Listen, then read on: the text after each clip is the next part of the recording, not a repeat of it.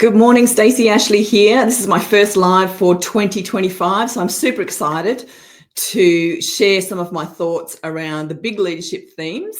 I've got a few questions that people have submitted prior to this live, so I'll be addressing those as well. And of course, if you have a question, whether you're watching the live or the recording, pop it in the comments, and that will start to build up either some more content for this live or to inform a live in future.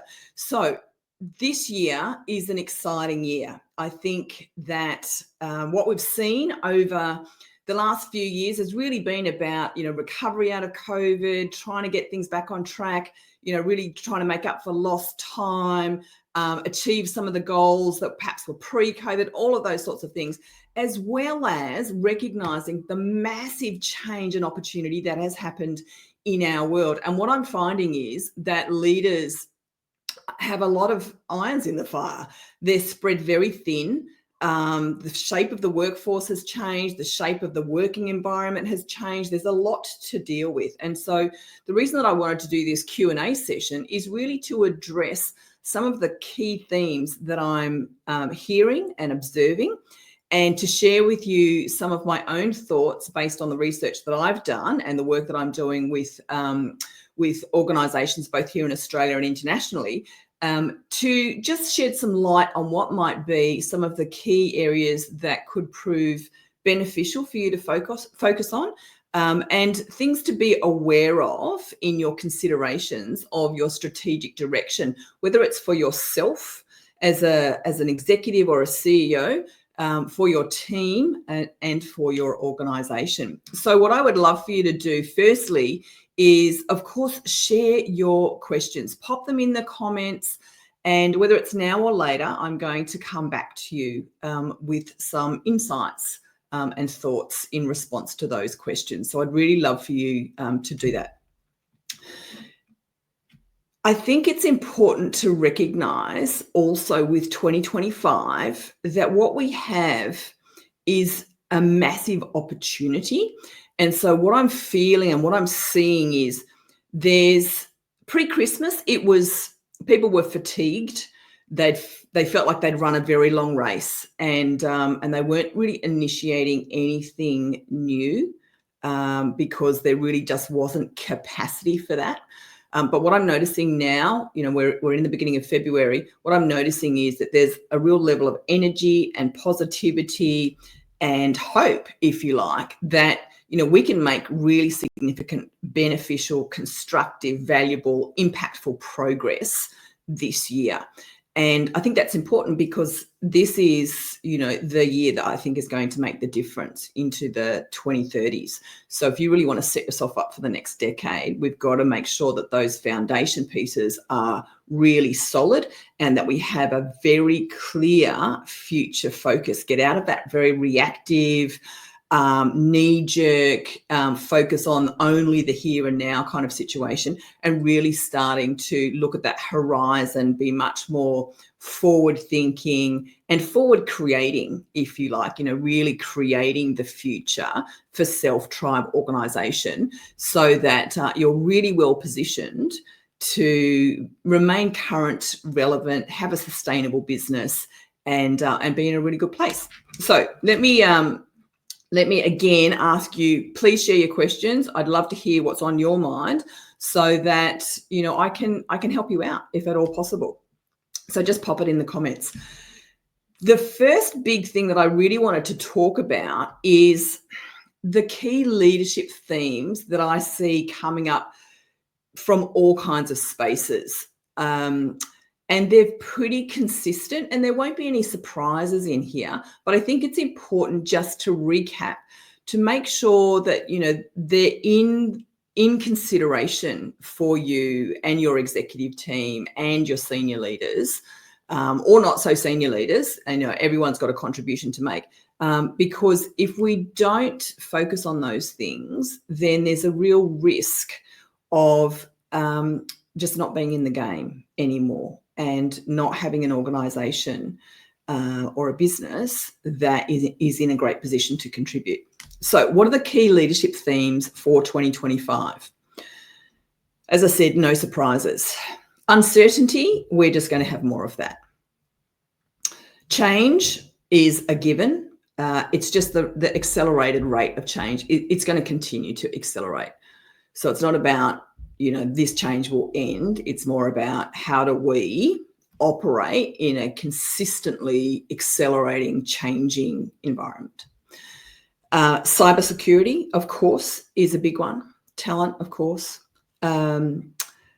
What else? Climate change, very key, and some really interesting stuff came out of the PwC annual global CEO survey. So if you haven't seen that, grab a copy of that, around the value of focusing on things like cybersecurity and climate change. And then, of course, the massive one is the incredible meteoric rise of AI and all of the questions that raises and all of the opportunities that are there to be leveraged now and well, of course, into the future. So those are the key themes that I'm seeing. And it's important that we do make sure that we are considering those things in our planning, in our strategy making, in our visioning for the future, because without paying attention to those things, there's a real risk that you have a vulnerability, that you are not well prepared or well positioned, and you're at risk of, not having a sustainable business or organization. And of course, I don't want that for you. I think the other thing for me that's really important is that if I take an even bigger step back, we need to think about leadership much more holistically. Leadership is not just about leading people. It's thought leadership. It's, community leadership, societal leadership. And I think that leaders at all levels really need to recognize the difference that they can make, even as an individual, but on so many levels or dimensions. So those are some of the key themes for this year that I believe should be squarely in your consideration. Let's move on to kind of the next question. And this is one, again, this is a big theme that's been really gaining momentum, I guess, over the last 4 or 5 years, the concept of reinvention. So if I go back to the 2023, and I'll quote again the PwC annual global CEO survey, the idea that came out, or the responses by about 40%, just over 40% of CEOs globally, was that they needed to change the way that their business operated within the next decade in order to have an ongoing business. Fast forward a couple of years to the same survey in 2025, which was released a few weeks ago. And what that's progressed to is that over 45% of CEOs globally believe that they need to reinvent their organizations within the next decade in order to have a sustainable, relevant, contributing business or organization. Now, that's quite a substantial shift, because a change, is kind of doing the same thing, but maybe in slightly different ways, and we tweak it along the way. But reinvention is to do invention again, to design, to initiate, to innovate, all of those things again. So it's a much more comprehensive, a much more disruptive requirement, I guess, than to change. And we've seen a growth in the number of CEOs, or the proportion of CEOs that are saying this is critical if you want to have an ongoing, useful, valuable, impactful, relevant business.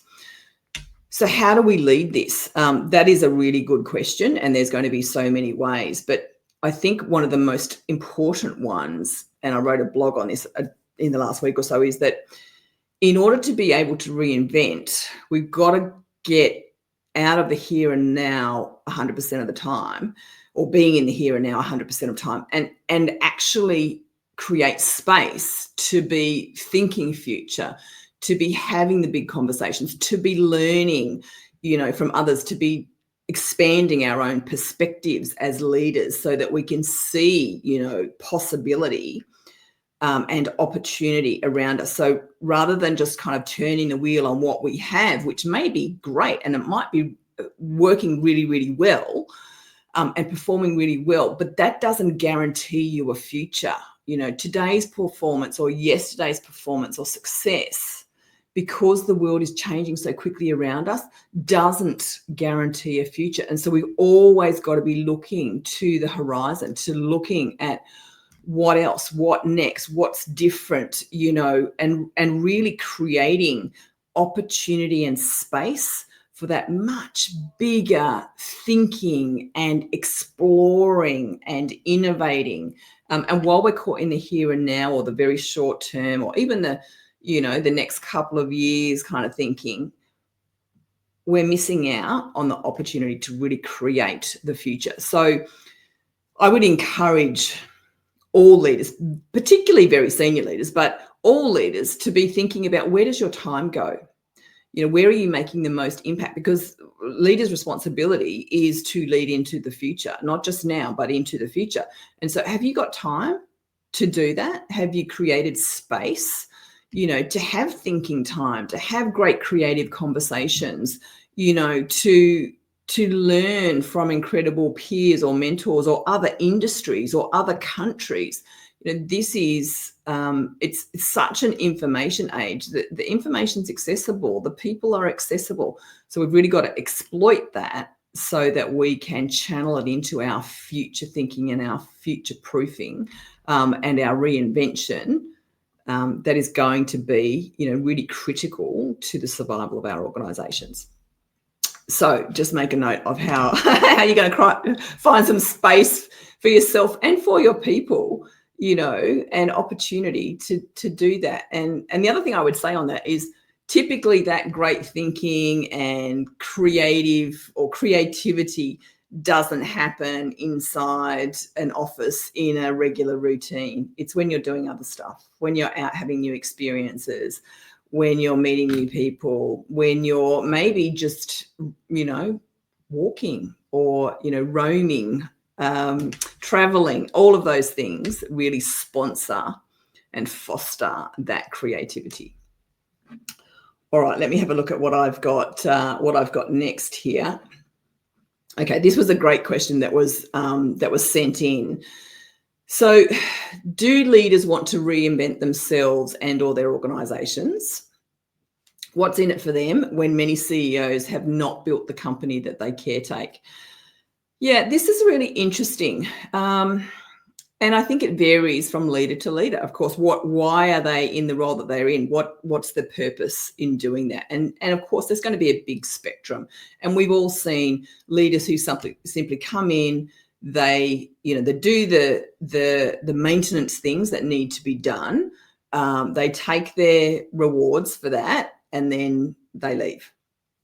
And then there are other leaders, and of course there's a spectrum between these. There are other leaders that are incredibly purpose-driven, very focused on the impact they have, the legacy they can leave, the difference that they can make. And yes, the rewards for the role are great, but actually what drives them are all those other things. And so for leaders, I think, that are more at that end of the spectrum, it's going to be pretty obvious that in order to be leading a purpose business, or be a purpose-driven leader, leading a business, they're going to be much more aware of and focused on and interested in the reinvention conversation, as opposed to leaders perhaps who are simply there to do the transactional leadership and then take their reward and move on. I think there's lots of things that are potentially in it for CEOs, but everybody is different. For example, if I was a transactional CEO and I was great at my job, but really, it has very firm boundaries around it. It doesn't satisfy my purpose in life. It's there to, financially support my family, for example. But why might I get interested in reinvention? Well, maybe it's the implications of not reinventing. So the cost of inaction might be that the company no longer is as successful. Therefore, my rewards diminish. So maybe that would be an incentive for me to get interested in reinvention.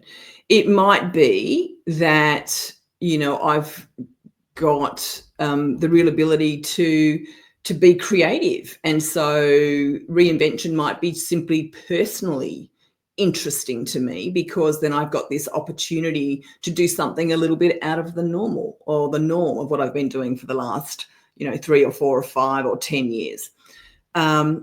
If I'm purpose driven, maybe what interests me in the reinvention conversation is that I want to leave the organization in a better place than I found it, that I want to make sure that we can continue to serve our customers or our members or our key stakeholders. Maybe I want to make sure that all of these great people who work in this organization, have a future career path and organization that gives them opportunities. There's lots of things that may be motivation, incentive, all of those things for leaders to want to reinvent themselves and their organizations, but it's not going to be everybody. And so there will be some organizations that don't get that kind of leadership, and they may suffer as a consequence. And so may their people and maybe, their customers. I think we have a responsibility at all levels to be initiating this conversation around, reinvention. What does it mean for us? How important is it for us? And what can we do to sponsor it? So thank you, Sam, for that question. All right, let's move on. This is something that I get a lot of questions about. How can I persuade leaders to whatever it is? So if you're not in a formal leadership role, or you're not in a senior formal leadership role, how do I have, the right kind of influence to get the outcomes that are important? So the question is, how can I persuade leaders, project sponsors, and so on to support and invest in their people capability, not just in kind of technical function and operations? Yeah, good question. Again, lots of reasons. From a purely commercial perspective, what's the impact of not having capable people? Because if we have people who are today capable, they're equipped with the skills and the knowledge and the experience to be able to perform their role, within the foreseeable future, if we don't develop them further, they will no longer be as capable, because the world has changed around them. And so doing nothing means that over time, our people become less capable. That in itself means, people don't feel as confident to perform their role. Their productivity declines, their engagement declines. There's lots of commercial implications of that. If we don't have people who are learning and growing within our organization, where's our future? Who do we promote? How do we promote? How do we share best practice if we no longer have best practice?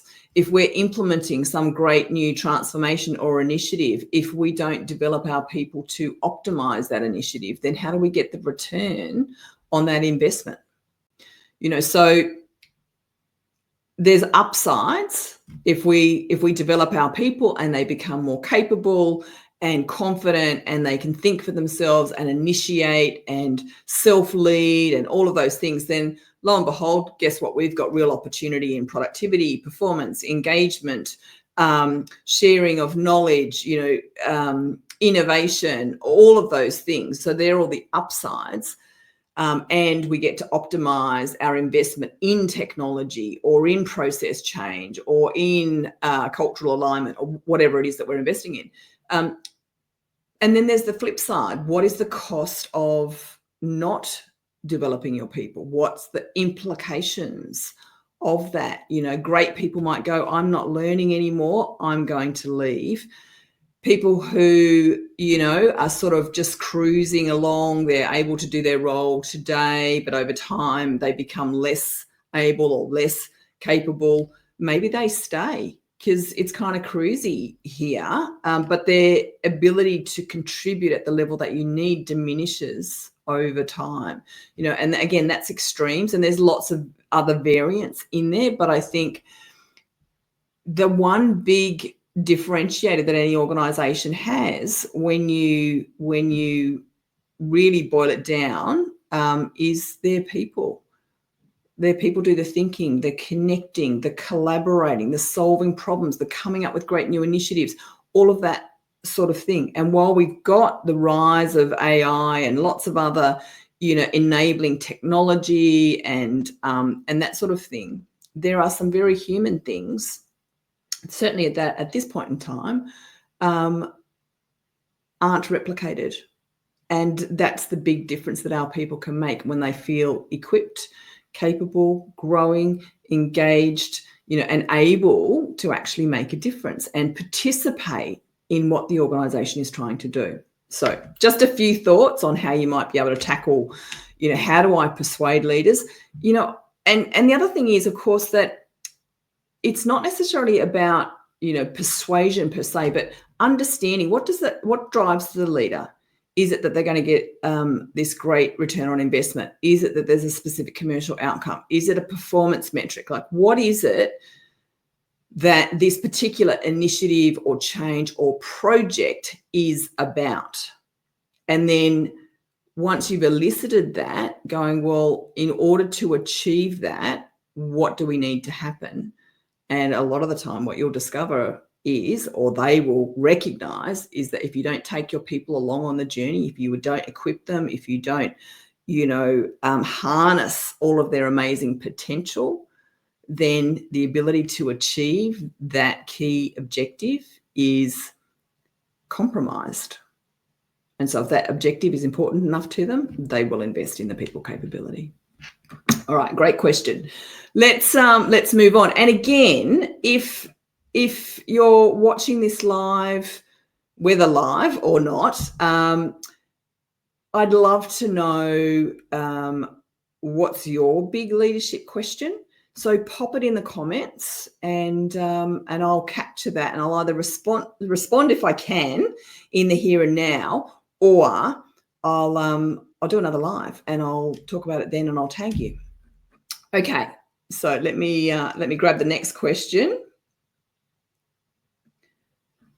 Okay, this is in response. This question, what is the crisis of leadership, is in response to a video I put up actually last year where I talked about my real concern about the growing crisis of leadership. And there are a number of ways that you can look at this. I saw a great post by a colleague of mine, Angela Hunter, who talked about the real lack of kindness in leadership, and that was a real crisis in the leadership space. And I would agree with that. But when I was talking about what is the crisis of leadership, this is my perspective. If I look at the very big global picture, my sense is that we simply don't have enough good and great leaders to support our people, our communities, our organizations, our governments. Pick an institution or a group. There's simply not enough good and great leadership. Now, of course, there are amazing leaders out there. I just feel like there's not enough of them. And so how does that happen? And I think what I feel like is that our talent pipeline specifically for leadership is very thin. And there are lots of factors for that. People have left the workforce over the last sort of 6 or 7 years. We had massive changes in the way of work and that sort of thing. People opted out of the leadership path because they wanted a different kind of life after they reevaluated following, the pandemic and that sort of thing. And so we've had lots of reasons why, some good and great leaders have left. And we have this thin talent leadership pipeline. And as a consequence, I feel like in lots of organizations that I've worked with or I'm talking to, that there are many people who've been elevated to the next level of recognized leadership role, maybe earlier than we would have done. So they're a little bit green. We would have liked them to have a little bit more exposure to leadership or a little bit more opportunity to learn a little bit more, or to be mentored a bit more, lots of things. So we've got this slightly undercooked layers of leadership, throughout an organization, right from the very top. And then the ability for us to fill a role, should it become vacant, is also less than ideal. And so, for example, if you needed to replace your executive team, how easy would that be to do from within your organization or even from across your industry? If you needed to grow your executive team or grow your senior leadership team because you've got this amazing new opportunity, how easy would that be to do from within your ranks? So I think a couple of things are contributing to this. So we don't have enough good and great leadership. We don't have enough in the pipeline to take advantage of great opportunities or changes that might happen in the organisation. And I think it starts much, much earlier.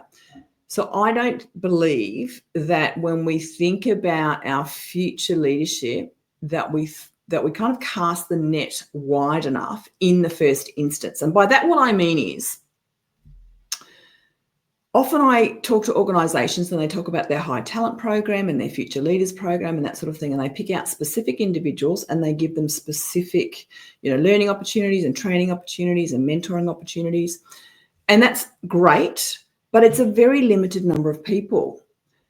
I wonder, in fact, I'm pretty sure that there is real benefit in actually going, just about anyone in our organisation could be a future leader in some way. Wouldn't it be great if we could expose all of our people to those key leadership foundations? Because different people are going to thrive and flourish at different points in their career. Why would we narrow our potential pool of future leaders so early when others may become more obvious as future leaders a little bit later in their career? So I think there's real value in actually investing our focus of developing future leaders or developing leaders more broadly across our organizations. My philosophy is that everybody actually is a leader because you're a leader of self. You get to choose how you show up. You get to choose how you participate in a team. You get to choose how you contribute, how you influence, how you share information, how you support other people, and so on. So everybody actually, I believe, is a leader. So why shouldn't we give them leadership skills? So if we were to cast the net wider and equip more of our people with insight into what leadership is, how they might contribute as a leader in lots of different ways, whether it is leading people or leading, a practice within your organization, or being a program leader or a thought leader, or, there's so many ways.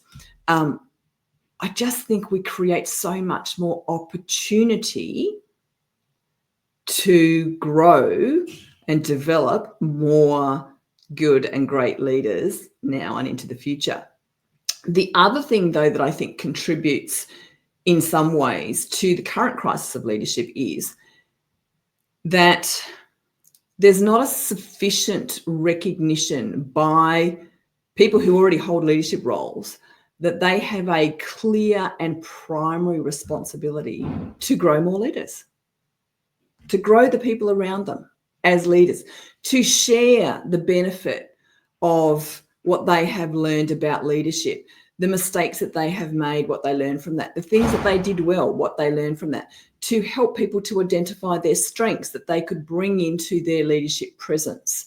And so I think if we were more specific about our expectations of current leaders, that they're expected to grow more leaders, then that would also foster, this a much more broad and developing cohort of future leaders. And so I think that, leaders need to get out of the doing and being the expert. They need to get into leading. And part of that is growing more leaders. So lots more mentoring, lots more role modeling, lots more coaching, so that they're kind of activating all of the greatness around them, not just sort of being the leader in a, I'm in this role, therefore I'm going to execute in this way. One of the big responsibilities of leadership is to grow more leaders. Otherwise, who do you hand the baton to? And then how do you go to your next role if you haven't created a successor or several successors, as my dad used to say, an heir and a spare? And I think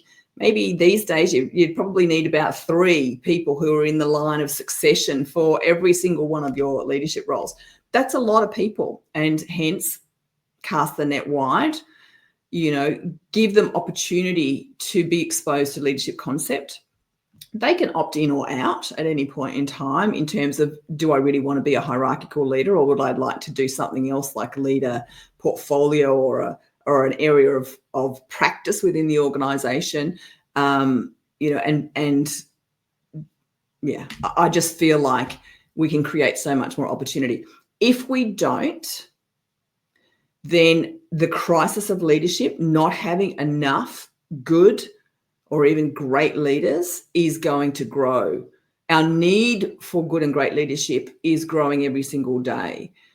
Are we growing enough leaders to satisfy that need? And I don't think we are. So I'd love to know your thoughts on that one. All right, let me check.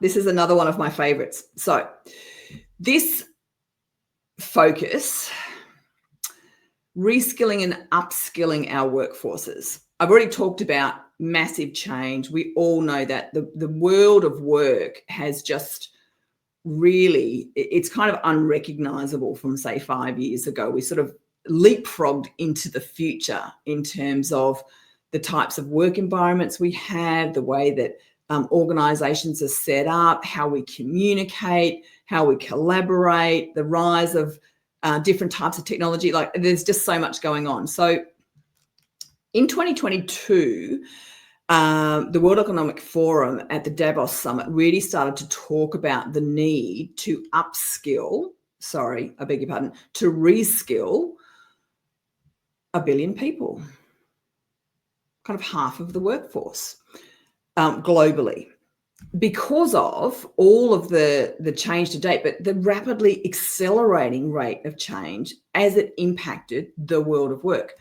So reskilling people, giving people new and different skills so that they are employable and can contribute in the world of work. So that's a lot of people. And so that was by 2030 to have reskilled that many people, a lot of people. Add on top of that there's a real need for people to continue upskilling. Today's skills are not going to serve you into the future without kind of giving you another layer of expertise, experience, new capability, that sort of thing. So it might be a complete change to a new and different set of skills, but taking your current skills and upgrading them to the level that's going to serve you and allow you to perform in your role or a related role, in coming years, again by 2030. And so if we look at the reskill and upskill together, it's over 90% of the working population that we need to be thinking about, how do we reskill and upskill? And that includes you as a leader. How do you make sure that you maintain your currency and relevance, and that you are equipped to operate as a leader in this world and into the future? Again, that horizon thinking. And one of the simplest things that I see still is there are a number of leaders who still are just not great online. To the simple things, they haven't got their camera lined up, they haven't got the audio set well, the lighting's terrible. They're not great at using the technology, which clearly has implications for their positioning as a leader. their visibility, the way that their messages are received, and how they're perceived as a leader, their authority, their influence, their presence is all impacted. And that's one tiny dimension. So leaders have got to be upskilling and potentially reskilling as well. So again, this is a big area that leaders need to be considering. How do we take our people on the journey so that they are equipped and able to contribute to the world of work? Because if they can't, and they can't perform at the required level, and they don't have the right kind of skills to be productive, what's going to happen to them? We have a responsibility as leaders to support the evolution of our people. And there are going to be lots of different ways of doing that. But again, this should be under consideration, and not just, as a vague idea, but specifically, what do you need to address? How are you going to do that? When are you going to do it? What are the resources you need to be able to support that? So big thinking required there. All right. I feel like I've covered quite a few different dimensions today.